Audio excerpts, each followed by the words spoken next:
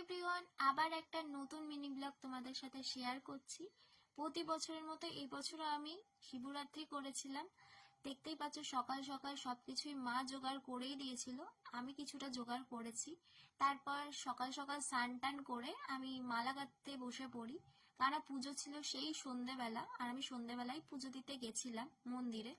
আর দুটো মন্দির থাকার কারণে আমি এতগুলো মালা গেঁথেছিলাম, একটা নতুন আর একটা পুরনো। নতুন মন্দিরটা এই 2 বছর হয়েছে, অনেক বছর আগেই হয়েছে, আর পুরনো মন্দিরটা আরো তার আগে, অনেক আগে পুরনো। তারপর মা একটু আলতা পরিয়ে দিয়েছিল, আমি শাড়ি পরে গেছিলাম। তোমরা কে কে শাড়ি পরে গেছো, আলতা পরে পুজো দিতে গেছো অবশ্যই কমেন্টে জানিও। তারপর আমি নতুন মন্দিরে আগে মালা পরিয়ে মোমবাতি ধূপ জেলে ফল দিয়ে পুজো দিলাম।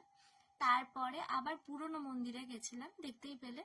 তো পুরনো মন্দিরেও সেই একইভাবে ফল টল দিয়ে মালা টালা পরিয়ে মোমবাতি ধূপ জেলে শিবের মাথায় জল ঢাললাম। তো তোমরা কে কে শিবরাত্রি করেছো কমেন্টে জানিও, আর আমার মিনি ব্লগটা কেমন লেগেছে অতি অবশ্যই কমেন্টে জানিও। সবাইকে এখন বাই বাই।